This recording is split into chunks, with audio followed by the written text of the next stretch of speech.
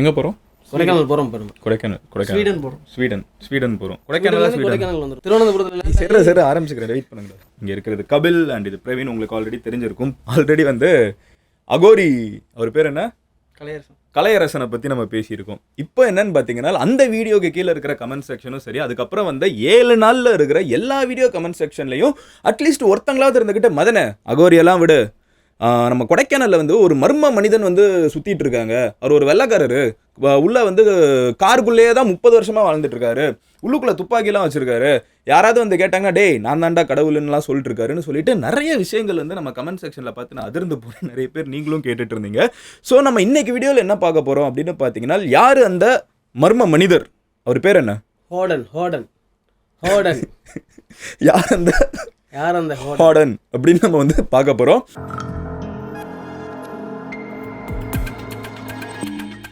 இப்படி ஒருத்தர் 30 வருஷம் ஒரு காருக்குள்ள சம்மந்தமே இல்லாமல் இந்தியாவில் ஒரு ஸ்வீடன்காரரு கொடைக்கானலில் அப்படி என்னதான் பண்ணிட்டு இருக்காரு, அவர் தன்னை கடவுளாக நினச்சிட்டு இருக்காரா இல்லை வந்து ஆனால் நான் ஒரு வீடியோ பார்த்தேன், அதில் வந்து விஷ்ணு டாக்கிங் டு மீ அப்படின்னு சொன்னார். விஷ்ணு வந்து அவர்கிட்ட டைரெக்டாக பேசிகிட்டு இருக்கதாகவும், இந்தியாவே வந்து அவர் தான் சைனா கிட்டேருந்து காப்பாற்றி வச்சுட்டு இருக்காரு, அவர் மூளையை யூஸ் பண்ணிலாம் வந்து அவர் பேசியிருக்காரு. ஸோ அதை பற்றி நம்ம டீட்டெயிலாக பார்க்க ஆரம்பிப்போம். Okay, let's get started. Hello everyone, நான் Madhan Gowri and hello my dear MG squad.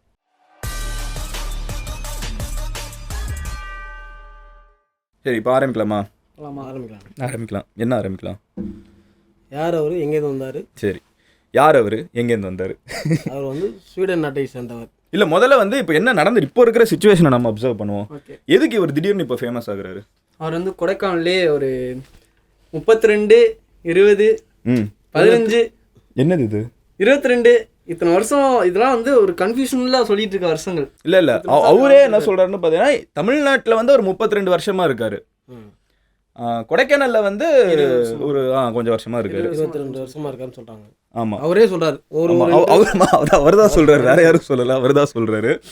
So அவர் வந்து ஒரு காருக்குள்ள வாழ்றதுனால ரொம்ப ஃபேமஸாக இருக்காரு. இப்போ கொடைக்கானல் நீங்கள் போனீங்கன்னா ஒரு கார் வந்து தன்னந்தனியாக நின்றுட்டு இருந்துச்சுன்னா அந்த கார் கிட்ட போய் பார்த்தீங்கன்னா உள்ளுக்குள்ள ஒரு வெள்ளைக்காரர் வந்து அவருக்கு என்ன வயசு இருக்கும், ஒரு 80 வயசு இருக்குமா இருக்கும், 75 இயர்ஸ்.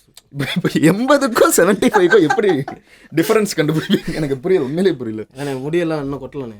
அப்போ 75ல கொட்டாது, 80ல கொட்டிடும். அதில் பார்த்தீங்கன்னா அயன் படத்தில் வர அந்த சேட்டு மாதிரி இருக்காரு, அப்படி தூக்கி விட்டு பேசுற மாதிரி இருக்காரு. ஆனால் அப்படி தூக்கி விட்டு பேச மாட்டாரு, ரொம்ப சைலண்டாக குவைட்டாக அழகாக பேசுறாரு. ஆனால் வந்து அவரை வச்சு இந்த தம்ப்நெயிலெல்லாம் பார்த்தீங்கன்னா மர்ம மனிதன், அப்புறம் வந்து இங்க இருக்க மக்கள்லாம் வந்து அச்சுறுத்துறாங்க, மக்கள் எல்லாம் பயமுறுத்துறாரு அப்படின்லாம் வந்து தம்ப்நெயில்ல போடுறாங்க. அதெல்லாம் உண்மையா? அந்த மாதிரி எந்த விஷயம் இல்லை. அது பேசின வரையும் ரொம்ப அமைதியா சாந்தமா பேசுறாரு. அவரே சொல்றாரு, நான் சொல்றது அவங்க வந்து என்னை வந்து துப்பாக்கி வச்சிருக்கேன், சுற்றுவேன், அப்புறம் வந்து மிரட்டுறேன், திட்டி அனுப்புறேன் அப்படின்னு சொல்றாரு. அவரே சொல்றாரு, அதெல்லாம் எதுவுமே பண்ணல, என்கிட்ட எங்க துப்பாக்கி, நான் எதுவும் வச்சிருக்கல. ஆமா, யாராவது இன்டர்வியூ எடுக்கிறேன்னு சொல்லிட்டு ஜேர்னலிஸ்ட் யாராவது போனா அவர் சாக்லேட்லாம் கொடுத்து அனுப்பிச்சு விடுறாரு, சாக்லேட் கொடுக்குறாரு, நாய்களுக்கு பிஸ்கட் போடுறாரு. அப்புறம் வந்து பைசன் வந்துச்சுன்னா அதுக்கு வாழைப்பழம் கொடுப்பாரு. பைசனுக்கு எப்படி வாழைப்பழம் கொடுப்பாருன்னா எனக்கு தெரியல, காட்டு எருமைக்கு வாழைப்பழம் கொடுத்தா அதை தூக்கி எகிரிடாது. ஏன்னா சொல்றாரு. ஸோ ஏன் அவர் இந்தியாவில் இருக்காருன்னு முதல்ல அங்கேருந்தே ஆரம்பிப்போம். இப்போ வந்து ஒரு பேசிக் ஐடியா தெரிஞ்சிச்சுல, 30 வருஷமா ஒரு காருக்குள்ளே ஒருத்தன் வாழ முடியுமா, அவர் வாழ்றாரு. அதே காருக்குள்ளே அதே செட்டப்பில் அப்படியே லைட்டாக எட்டி பார்த்தீங்கன்னா என்னடா காரை இதை விட ஒரு மோசமாக வைக்க முடியாத நிலமையில அந்த கார் இருக்குது, அதுக்குள்ளே ஏன் வாழ்ந்துட்டு இருக்காரு அப்படின்னா, அவர் ஏன் முதல்ல இந்தியாவுக்கு வந்தாருங்கிறதுலேருந்து நம்ம ஆரம்பிக்கணும். ஏன் இந்தியாவுக்கு வந்தாருன்னு கண்டுபிடிச்சிங்களா? அவர் வந்து ஸ்பிரிச்சுவல், அதாவது ஆன்மீகவாதி. அவர் ஆன்மீகவாதியா? ஒரு ஆன்மீகவாதி. இந்துஸ்தம் இருக்குல்ல, ஹிந்துஸ்தானா, ஹிந்துசியமா, ஹிந்துசியம்னா அதாவது மியூசியம் தெரியும், ஹிந்துசியம் இந்து மதம் இருக்குல்ல, அதோட ஹிந்துயிசம். ஓகே, ஹிந்துயிசம் வந்து கத்துக்கிறக்காண்டி அங்க இருந்து வந்திருக்காரு. இங்க ஹிந்துயிசம் கத்துக்கிறதுக்கு வந்திருக்காரு. அப்படி நீ கண்டுபிடிச்ச? அவர் சொன்னாரு. சரி, நீ என்ன கண்டுபிடிச்ச? எதுக்கு அவர் இந்தியா வந்தாரு? அவர் வந்து இங்க வந்து ஒரு தெரபிஸ்டா வந்திருக்காரு, சைக்கோ தெரபிஸ்டா வந்திருக்காரு. சிவன் வந்து சைக்கோ தெரபிஸ்டா அங்கே வந்திருக்காரு. சைக்கோ தெரபிஸ்ட்னா என்ன? சைக்கோ தெரபிஸ்ட் தெரப்பி மனநிலை பாதிக்கப்பட்டவங்களுக்கு வந்து இது கொடுக்குறது. எது கொடுப்பாரு? ட்ரீட்மெண்ட் தரது. கரெக்ட். Psycho therapy. டக்குன்னு திரும்பி கேட்கும். சைக்கோ தெரபிஸ்டா அது ட்ரீட்மெண்ட்டுக்காண்டி இங்கே வந்திருக்காரு. அவர் வந்து ஸ்வீடன் நாட்டிலேருந்து அவருக்கு வந்து நான் அந்த நாடு பிடிக்கல, இந்தியா தான் பிடிச்சிருக்கேன். ஏன் இந்தியா பிடிச்சிருக்குன்னா, இந்து மதத்தை வந்து இல்லை, அங்கே தான் ட்விஸ்ட் இருக்குது. என்னன்னா அவருக்கு வந்து ஸ்வீடன் வந்து ஏன் பிடிக்காம போச்சுன்னா ஸ்வீடன் வந்து ரொம்ப வயலண்டா இருக்கும். Okay okay. அங்க வந்து எல்லாம் அடிச்சுக்கிறாங்க, சண்டை போடுறாங்க. எனக்கு அந்த நாடு அதனால பிடிக்கல. இந்தியா தான் வந்து குவைட்டா. அதனால வந்து அவர் அங்க வந்து பெரிய சைக்கோ தெரபிஸ்ட், சொன்னது கரெக்ட். அவர் வந்து அங்க வந்து ஒரு பயங்கரமா சம்பாதிச்சுட்டு இருந்திருக்காரு. ஆனா அவருக்கு வந்து அந்த வாழ்க்கை அங்க பிடிக்கல. ஸோ அவர் வந்து அதெல்லாம் விட்டுட்டு இந்தியாவுக்கு வரணும்னு முடிவு பண்ணிட்டாரு. ரஷ்யன் போனேன், அதுக்கப்புறம் ஆமா ரஷ்யா போனா அப்புறம் இந்தியா வந்துட்டாரு. இந்தியா வந்ததுக்கு அப்புறம் வந்து அவர் விஷ்ணு வந்து அவர்கிட்ட டைரக்டா பேசுறாருன்னு சொல்றாரு. அது பாத்தீங்களா? விஷ்ணு, சிவன், பிரம்மா எல்லாரும் அவர் கூட டைரக்ட் கான்டாக்ட்ல இருக்காரு. இன்னொன்னு தெரியுங்களா? 16,000 பக்கத்துக்கு கருணைங்கிற புக் எழுதிட்டு இருக்காரு. ஆமா ஆமா ஆமா ஆமா. எவ்வளோங்க புக் எழுதிட்டு இருக்கேன், என்னங்க பண்ணிருக்கீங்க, எப்போ பார்த்தாலும் கார்லேயே உட்காந்துட்டு இருக்கேன் கொடைக்கானல்ல அப்படின்னு கேட்டா புக் எழுதிட்டு இருக்கேன் அப்படின்னு. என்ன புக்கு அப்படின்னு கேட்டா கருடா அப்படின்னு ஒரு புக் எழுதுறாராம். அந்த புக்கில் வந்து விஷ்ணு வந்து என்னென்ன உலகத்துக்கு சொல்லணும்னு நினைக்கிறாரோ அதை எழுதிட்டு இருக்காரு. 16,000 பக்கம் 16,000 pages புக்கை வந்து அவர் எழுதிட்டு இருக்காரு. வேற என்ன அவர் என்ன டெய்லி சாப்பிடுவீங்க, ஏன் வந்து என்ன சாப்பிடுவீங்க, ஏன் வந்து நீங்க வந்து ஹோட்டல்ல தங்கல, கார்ல தங்கி. ஆமா ஹோட்டல் வீடு இத்தனை 30 வருஷமா அவன ஹோட்டல்ல வீடு எடுத்து தங்கலாம். ஏன் வீடு தங்கலன்னா வந்து அவருக்கு வந்து இப்படி இருக்க தான் பிடிச்சிருக்கான். அந்த ஜீப்ல வந்துட்டு நான் எங்க வேணாலும் போவேன், எங்கனாலும் வருவேன் இந்த ஜீப் வச்சுக்கிட்டு. அதே மாதிரி சரி எப்படி வந்து குளிப்பாரு, எப்படி வந்து குளிக்க மாட்டாரு. இல்ல குளிப்பேன்னு சொல்லிருக்காரு. 32 வருஷமா குளிக்காம இருப்பாரு. சிட்டிக்குள்ள வந்து ஏதோ டவர் பக்கத்துல ஏதோ பாத்ரூம் இருக்கும் போல, வெஸ்டர்ன் டாய்லெட், அங்கதான் குளிப்பேன், எல்லாம் அங்கதான் பாத்ரூம் போறது யூஸ் பண்றது அத அங்க யூஸ் பண்ணிப்பாரு. டாய்லெட் இல்லாம சாப்பாடு வந்து ஆர்டிஎன் ஏதோ ஒரு ஹோட்டல் கொடைக்கானல்ல. என்ன ஹோட்டல்? ஆர்டிஎன் ஏதோ ஒரு ஹோட்டல். ஆர்டிஎன் ஏதோ ஒரு ஹோட்டல். அவரே சொல்றாரு ஹோட்டலுக்கு அட்வர்டைஸ்மென்ட் கொடுத்துட்டு. சரி ஓகே ஏதோ ஒரு ஹோட்டல். ஆமா அந்த ஹோட்டல்ல இவர் போவாரா, அவர் உள்ள கூட போக மாட்டார், ஜீப்போட கூட இறங்க மாட்டாராம். அவங்களே பேக் பண்ணி வேணா கொடுத்துருவாங்களாம். மேக்ஸிமம் 30 வருஷமா குளிக்காம இல்ல நானே எடுத்துட்டு வந்து ஜீப் அவரே கொடுத்துருவாங்களாம். இன்னொன்னு என்னன்னா மேக்ஸிமம் ஃப்ரூட் சாப்பிடுவாராம். காலையில லெமன் வாட்டர் சாப்பிடுவாராம். லெமன் வாட்டர் ஆமா அதானே லெமனை புளிச்சு தண்ணியில கொண்டு அதுதானே லெமன் வாட்டர். எப்படி அது என்ன டயட், வித்தியாசமான டயட்? அதுதான் காலைல சாப்பிடுறது. எலுமிச்சம்பழ தண்ணி பிரேக்ஃபாஸ்ட் என்ன சொன்னா எலுமிச்சம்பழ தண்ணி குடிச்சேன். எப்படி சரி சாப்பிடுறதுக்கு வந்து எலுமிச்சம்பழ தண்ணி. இதெல்லாம் எப்படி உங்களுக்கு காசு எங்க வருது, என்ன பண்றது கேட்டா எலுமிச்சம்பழம் தண்ணி குடிக்கிறதுக்கா? அது கொடைக்கானல்ல சும்மா சைடுல வர தூக்கி போடுவாங்க. எலுமிச்சம்பழம் தண்ணி சும்மா லேக் ஃபுல்லா இருக்குது. ஆமா ஃப்ரூட் வாங்குறதுக்கு, சாப்பாடு வாங்குறதுக்கு. ஆமா அதுக்கு இன்னொரு கமெண்ட்ல கேட்டாரு 30 வருஷமா எப்படி இருந்தாலும் டீசல் போட்டுருப்பாரு அப்படின்னு. எவ்வளோ பயங்கரமான எனக்கும் அந்த கேள்வி இருக்கு. எப்படி 30 வருஷம் ஒருத்தர் வந்து இன்னொன்னு போட்ட டீசல் எங்க போச்சு? அவர் அங்கதானே சுத்திக்கிட்டு இருக்காரு. அதான் சுத்துறாருலடா, அதெல்லாம் போயிடுச்சு. கவர்மெண்ட் வந்து அவருக்கு வந்து 60,000 ரூபாய் மாசம் சம்பளம் கொடுக்குதான். கவர்மெண்டா? ஸ்வீடன் கவர்மெண்ட் எதுக்கு அவருக்கு சம்பளம் கொடுக்குது? அவர் வந்து தெரபிஸ்டா வந்து அங்க வந்ததுனால தெரபிஸ்ட் மூலமா அவருக்கு வந்து பென்ஷன் வந்துட்டு இருக்கான். என்ன தெரபிஸ்டா இப்ப இல்லையே அவர் அங்கேருந்து அது மூலியமா வந்திருக்காராம். ஸோ வந்து இப்போ ஸ்வீடன் கவர்மெண்ட் வந்து 60,000 கொடுக்குது. நம்மனாதான் சாப்பாடுன்னு அங்கன்னா வேற வழி இல்ல, சம்பளம் கண்டென்ட்டாங்க. நான் நம்பிடுறேன். சரி 60,000 ரூபாய் ஸ்வீடன் கவர்மெண்ட் அவருக்கு கொடுத்துட்டு இருக்குது. எதுக்கு? ஏன்னா அவர் வந்து 30 வருஷத்துக்கு முன்னாடி அவர் வந்து தெரபிஸ்டா இருந்ததுக்கு, சைக்கோ தெரபிஸ்டா இருந்ததுக்கு பென்ஷன். ஓ பென்ஷன். பென்ஷன் ஆமா பென்ஷன் சொன்னேன் சும்மா கவர்மெண்ட் இது. 30 சரி ஓகே. ஸ்வீடன் ரூல்ஸ்லாம் ஸ்வீடன்ல இருந்து இருக்க எம்ஜி ஸ்குவாட் சொல்லுங்கப்பா, சைக்கோ தெரபிஸ்டுக்கெல்லாம் வந்து இத்தனை வருஷத்துக்கு கழிச்சு பென்ஷன் கொடுப்பாங்களான்னு. அது இவருக்கு வந்துருந்தீங்க. ஆமா அந்த காசு வச்சுட்டு அவர் என்ன பண்றாரு? கார்ல தான் இருக்காரு. பஞ்சாப் நேஷனல் பேங்க்ல வருது, ஏடிஎம் வச்சிருக்கேன் எல்லாமே சொல்றாரு.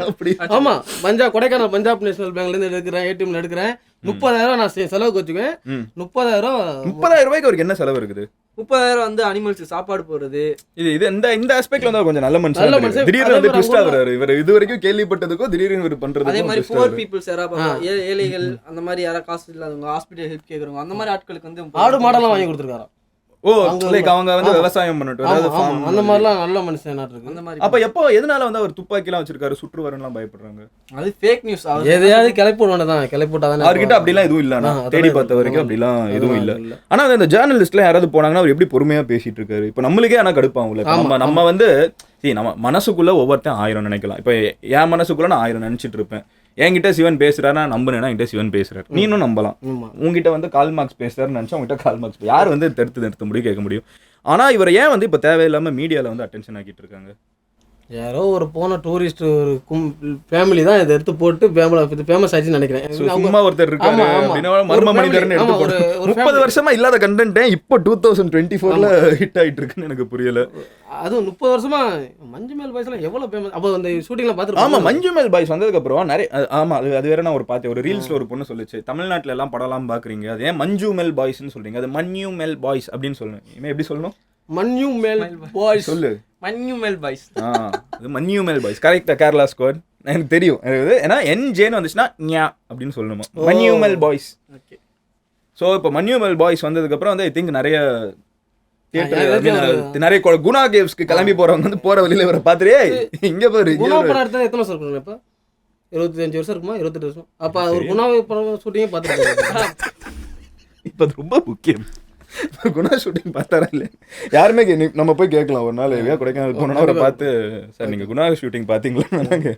அவர் சொல்லுவார், விஷ்ணு வந்து என்னை பார்க்க சொன்னார், நான் போய் பார்த்துட்டு வந்தேன். 15,000 அமௌண்ட்டோட வந்தார் அங்கேருந்து திருவனந்தபுரத்தில் லேண்ட் ஆகி அப்படியே ஏன்னா இவ்வளோ டீட்டெயில்டா 30 வருஷத்துக்கு முன்னாடி எங்க லேண்ட் ஆனார். ஆமா, திருவனந்தபுரத்தில் லேண்ட் ஆயிருக்காரு. சரி, எதுக்கு இவராவது சொல்லிட்டு இருக்காரு? இப்போ என்கிட்ட வந்து யாராவது இப்படி கேட்டாங்க, இவங்க போய் கேட்கறதா சொல்லிட்டு இருக்காரு அவரு. உங்ககிட்ட யாராவது இப்படி வந்து நீங்க எங்க பிறந்தீங்க, எங்க இருந்து வந்தீங்க, கடுப்பாகுமா? ஆமா. எதுக்கு ஏன் இவ்வளோ பொறுமையா அவர் டீல் பண்றதுனால தான் இவங்க கண்டென்ட் ஆக்கிட்டு இருக்காங்கன்னு நினைக்கிறேன் இவரை வச்சு. அவர் அப்பயே கண்ணனை சாத்திட்டு டோரை சாத்திட்டு போங்கடா அப்படி சொன்னாதான் அவர் வந்து அடிக்கிறாருன்னு அதையும் வந்து அதையும் ஆமா அவர் ரூடா இருக்காருன்னா எப்ப பார்த்தாலும் யாராவது கேமரா எடுத்துக்கிட்டு அவருக்கு இருக்கிறதே 4 டயருக்குள்ளதான் வீடு இருக்குது, அதுக்குள்ள ஒரு கேமரா வச்சு அவர் கடுப்பா வர மாட்டாரு. அதையும் டோரை வந்து உள்ள ஒருத்தர் பாக்குறான் நாருதுன்னு சொல்லிட்டு வப்பா அந்த மாதிரி சொல்லிட்டு வரலாம் சொல்லிட்டு வப்பா ஓகே ஓகே ஓகே அவர் கடுப்பா வர மாட்டாரு. நீங்க யோசிச்சு பாருங்களேன். ஓகே டோர் கடுப்பாக மாட்டார் போல. நீ தமிழ் அவர் தெரியாது. நீ ஏய் யாரு கதவு யார் வீட்டுக்குள்ள யார் எட்டி பார்த்தாலும் கடுப்பாவதான்டா. தமிழ் தெரிஞ்சாதான் கடுப்பாக. ஆமா, இப்போ வந்து மொத்தம் அவர் வந்து ஒரு நம்மள பார்த்த வரைக்கும் ஒரு நல்லவர்னு சொல்லலாமா? மனசுக்குள்ள ஏதோ நினைச்சிட்டு இருக்காரு, மக்களுக்கு சேவை செய்யணும்னு வந்திருக்காரு. யாரு அவர் வந்து போயிட்டு வரவங்க எல்லாம் வந்து டூரிஸ்ட் எல்லாம் வந்து ஃபேமஸ் ஆக்கி விட்டு யூடியூப் சேனல்லாம் வந்து அவரை தப்பா செஞ்சுட்டு இருக்காங்க. நம்ம வந்து இதை சரிப்படுத்துறோம். இன்னைக்கு வந்து இனிமே யாராவது கொடைக்கானல் அவரை பாத்தீங்கன்னா 2 ஆப்ஷன் இருக்குது. எல்லாரும் இவரை தான் பேசிட்டு இருக்காங்கன்னு சொல்லிட்டு அவர் கார் முன்னாடி போட்டோ எடுக்கிறது, போய் தொல்லை பண்றது, அது ஒரு ஆப்ஷன் இருக்குது. இவரை தான் எல்லாரும் பேசிட்டு இருக்காங்க, பாவம் ஏன் இவ்வளோ தொல்லை பண்றாங்கன்னு சொல்லிட்டு அமைதியாக கடந்து போறது. நம்ம 2வது கேட்டகரி இருந்தோம்னா வந்து அவருக்கும் நல்லது, நம்மளுக்கும் நிம்மதின்னு நினைக்கிறேன். முடிஞ்சா நீங்க ஒரு 1000 ரூபாய் பணம் கொடுத்துருவாங்க செலவுக்கு. அவருக்கு அவர் மூஞ்சிலே விட்டு போறாரு. நம்மகிட்ட கேட்டேன் 60,000 வச்சிருக்கேன் பிச்சைக்கார மாதிரி இருக்கான்னு அவர் கேட்க போறாரு. நீ எதுவும் பண்ணாம இருந்தாலும் அதுவே பெரிய ஹெல்ப் தான் அவருக்கு. ஆமா, நீங்க எதுவும் பண்ணாம நீங்க சும்மா இருந்தீங்கன்னா அவர் பாட்டுக்கு இருந்துப்பாரு, அமைதியா இருந்துப்பாரு. இன்னொன்னு அவர் வந்து எங்க தூங்குவேன்னு கேட்டதுக்கு என்னோட மூளையில தூங்குவேன் அப்படின்னு நக்கல் பிடிச்ச ஒரு அந்த பதிலாம் எல்லாம். ஆனா இது சொன்னாரு தெரியுமா, நான் இந்தியாவை வந்து சைனா கிட்ட இருந்து பாதுகாக்கிறேன். ஆமா, அது சொன்னாரு. நீங்க என்ன பண்ணிட்டு இருக்கீங்க இங்க அப்படின்னு கேட்டதுக்கு ப்ரொடெக்டிங் இந்தியா அப்படி ப்ரொடெக்டிங் இந்தியா யார் கிட்ட இருந்தா சைனா கிட்ட இருந்து இருக்கு. அவர் பண்ற பல சோசியல் சர்வீஸ்ல ஒரு சைடு உண்மையிலே இந்த அனிமல்ஸ்க்குலாம் நாய்க்குலாம் நிறைய பிஸ்கட் போட்டவே நானும் போட்டோலாம் பார்த்தேன். அந்த மாதிரி நல்ல சர்வீஸ் நிறைய பண்ணாலும் இன்னொரு சைடு வந்து நம்ம பிரைம் மினிஸ்டர்ல இருந்து இந்திய ராணுவ படையெல்லாம் பண்ண முடியாத ஒரு விஷயத்த கூட அவர் இங்க இருந்து மைண்ட் கண்ட்ரோல் மூலியமா சைனா கிட்ட இருந்து இந்தியாவை காப்பாத்திட்டு இருக்காரு. அது அதுக்கும் நம்ம வந்து ஒரு நன்றி சொல்லிடலாம் அவருக்கு. இன்னொரு அவரோட எய்ம் என்னன்னா நிர்வாணம் அடைதல். என்னது நிர்வாணம் அடைதல் அப்படின்னா ஹெவனுக்கு போகணும். எந்த ஒரு எனக்கு வந்து சாப்பாடு தேவையில்ல, தண்ணி தேவையில்ல, அதுதான் நிர்வாணம் அடைதல். அது வந்து முக்தி அடைகிறது. நிர்வாணம் அடைகிறது வந்து நம்ம குளிக்கிறப்ப நம்ம எல்லா ட்ரெஸ்ஸையும் கழட்டி போட்டு குளிப்போம்ல, ஆமா, அதுதான் நிர்வாணம் அடையுது. அவர் வந்து நிர்வாணம் யார் அவரை சொல்ல யாராலும் நிர்வாணம் அடைஞ்சாதான் குளிக்க முடியும், அது வேற வழி. அது எதுவும் சொல்ல முடியாது. அதை அவர் எய்மா வச்சுட்டு கண்டிப்பா இங்க இல்லைன்னு நான் நினைக்கிறேன். அவர் வந்து முக்தி அடையணும்னு நினைச்சிட்டு இருக்காரு. ஆமா, ஸோ அவர் வந்து நீங்க கடவுளா அப்படின்னு கேட்டா இல்ல நான் கடவுள்லாம் இல்லை அப்படின்னு அவரே தெளிவா சொல்றாரு. கடவுள்லாம் கிடையாதுங்கிறதையும் அவர் சொல்றாரு. ஆனா கடவுள் என்கிட்ட கான்டாக்ட்ல இருக்காங்கிறதையும் தெளிவா சொல்றாரு. ஜீப் வாங்கி 12 வருஷம் ஆகுதுங்கிறாரு. எனக்கு ஒன்றும் புரியல. 20 வருஷமா ஜீப்ல வாழ்றாரு. ஜீப்ல இருந்திருப்பாரு, சரி இல்லாம அந்த ஜீப் 80,000க்கு வாங்கினேன்னு சொல்றாரு. ஆமா, அது எப்படி வந்து அவர் கொடைக்கானலுக்கு வந்தாருங்கிறதுக்கு ஒரு செம்ம கதை இருக்குது. அவர் வந்து ஏதோ ஒரு கிராமத்துல தான் இருந்திருக்காரு, அந்த அடிவாரத்துல. அது இன்னொரு ஊர்க்காரர் சொன்னாரு. அவர் வந்து அந்த கிராமத்துல இருக்கிறப்போ அவருக்கு வந்து இந்த மாதிரி டிஸ்டர்ப் பண்ணலாம் பிடிக்காதான் முதல்ல. ஆமா, ஓகேவா, அது பிடிக்காம தானே இங்க இருந்து கிளம்பி. ஆமா, இங்க வந்ததுக்கு அப்புறம் இங்க வந்து நல்லா மாரியம்மன் பாட்டு போட்டு ஒரு நாள் அடிச்சிட்டு இருந்திருக்காங்க ஊர்ல. ஆள் வந்து உள்ள போய் கத்திருக்காரையோ அமைதியா இருங்க, இது காட்டு பகுதி, இங்கெல்லாம் இதெல்லாம் பண்ணக்கூடாது. அங்க கேட்கல. ஆள் கடுப்பாகி சிட்டி ரோபோட் மாதிரி ஒயரை பிச்சு போட்டு வந்துட்டான். ஊர்ல இருக்கிறவங்க நீ ஊர்லயே இருக்கக்கூடாதுன்னு சொல்லி அங்கேருந்து துரத்தி விட்டுருக்காங்க. எங்க போகுதுன்னு தெரியாம மலையில ஏறி வந்து செட்டில் ஆயிட்டாரு. ஸோ அப்போல இருந்து அவர் கொடைக்கானல்லையே இருக்காரு. அதனால அவர் வந்து தப்பா. ஆமா, கொடைக்கானல் வந்து ரெஸ்ட்ரிக்ஷன்ஸ் அதிகம். அவ்வளவு ஈஸியா சவுண்ட் எல்லாம் மேக் பண்ண, ஏன்னா போலீஸே நிறைய, ஏன்னா ரிசர்வ் ஃபாரஸ்ட்ல நிறைய ரெஸ்ட்ரிக்ஷன்ஸ் இருக்கும். அதனால வந்து அவருக்கும் செட் ஆயிடுச்சுன்னு நினைக்கிறேன். அப்பமும் சவுண்ட் மேக் பண்றாங்கன்னா கடைசியில போறதுக்கு வழி இல்லாம பைசனோட குடும்பம் நடத்திட்டு அவர் காட்டுக்குள்ளே சுத்திட்டு இருக்காருன்னு நினைக்கிறேன். ரோட்டு ஓரத்துல நிக்கிறாரு, போறாரு, ஆர்ன் அடிப்பாங்க. அதனாலதான் அவர் பைசன் கிட்ட போயிடுறாரா. அது வந்து ஒரு பைசன் கிராசிங் ஏரியா, அங்க போய் அவர் நின்னுக்கிறாரு. ஆள் தெளிவாதான் இருக்காரு. அவர் தெளிவாதான் இருக்காரு. மனசுக்குள்ள டைரக்டா கடவுளோட பேசுறதா எனக்கு கொஞ்சம் ஆச்சரியம். அது அவர் பேசிக்கட்டும், அதே வெளியே சொல்றாரு, அதுதான் கொஞ்சம் வித்தியாசமா இருக்குது. உங்களோட நெய்பர் யாருன்னு கேட்டதுக்கு என்னோட நெய்பர் இருந்தாங்க இருக்கு டாக் அதுதான் அப்படிங்கிறாரு. போட்டு அன்பேசிவம் மாதிரி ஒரு ஒரு டச் அங்க வந்து வச்சிருக்காரு. எனக்கு தெரிஞ்ச அவர் வந்து அவர் யாரும் தொல்லை பண்ணாதீங்க. ஒரே டேக்கவே இதுதான், அவர் நிம்மதியாக விட்டுறலாம். நீங்கள் நினைக்கிற மாதிரி வந்து அவர் பேய் பிசாசு கூட கான்டாக்டில் இருக்கிற ஆள் மாதிரிலாம் இல்லை. அவரே சொல்கிறார், என்னை சொல்லுவாங்க ஊருக்குள்ளே இந்த மாதிரி வந்து பேய் ஓட்டுறேன் இல்லை பிசாஸ் அப்படிலாம் சொல்லலாம், அப்படிலாம் கிடையாது, நான் நார்மல் தான் அப்படின்னு அவர் சொல்கிறார். அவர் எதுவும் சொல்கிறாரு, சட்டையெல்லாம் புதுசாக சட்டைலாம் கொடுப்பான்னு கேட்டதுக்கு வந்து அதெல்லாம் வேணாம், அதெல்லாம் செய்வன வச்சு கொடுப்பாங்க, செய்வனா சட்டையா செய்வனா. அவரை டேமேஜ் பண்ணுறது அவரை பாசிட்டிவாக பேசுறதானே இல்லை. நல்ல மனுஷன், விட்டுறலாம் விட்டுறலாம், நல்லா இருக்குல்ல, மனசு நல்லா இருக்குது. அதனால வந்து அவரை வாழ விடுவோம், தொல்லை பண்ணாமல். வந்தாரே வாழ வைக்கும் தமிழ்நாடு 30 வருஷமா வாழ வச்சிருச்சு. யூடியூப் வந்ததுக்கப்புறம் அது மாறாமல் அவர் நிம்மதியாக இருந்துட்டு போறாரு. அவர்கிட்ட வந்து மறுபடியும் ஸ்வீடன் போகணுமான்னு கேட்டால் அப்படிங்கிறாரு. இங்கே தான் தமிழ்நாட்டில் தான் அவர் இருக்கணும், தமிழ்நாட்டில் இருந்து தான் அவர் டேரெக்டாக ஹெவனுக்கு போகணும்னு நினைக்கிறாரு. ஆமாம், அவர் சொல்கிறாரு சொர்க்கம் இங்கே தான் நான் டேரெக்டாக போவேன் அப்படின்னு சொல்கிறாரு. அதனால நம்ம ஊருக்கு இவ்வளோ கடல் தாண்டி ஸ்வீடன் நல்லா இல்லைன்னு சொல்லிட்டு இந்தியாவுக்கு வந்த சில மனிதர்கள் அவர் முக்கியமான மனிதராக இருப்பாருன்னு நினைக்கிறேன். இங்கே தான் கிளம்பி எல்லாம் வெளியே போவாங்க. அப்படி வந்த ஒருத்தரை வந்து நம்ம மதிப்போம். கொடைக்கானல் யார் பண்ணாலும் அவர் தொல்லை பண்ணாதீங்க. ஆமாம், அவ்வளோ நாட்டுக்கு ஓரஞ்சாரமாக இருந்துட்டு ஜாலியாக இருந்துட்டு முக்கியமான விஷயத்தை மறந்துட்டான். கடவுள் அவருக்கு வீடு கொடுக்க வராரு. கடவுள் எதுக்குடா அவருக்கு வீடு கொடுக்க போறதா? ஜாலியா கார்ல இருக்காருல. இல்லனே, கடவுள் வீடு கொடுக்க போறா சொல்லிருக்காரு, புது வீடு போக போறா. நம்ம சரி, கடவுள் அவருக்கு வீடு கொடுக்கட்டும். நம்ம வந்து இப்போ இந்த வீட்டை காலி பண்ணுவோமா? சரி, ஓகே, நன்றி.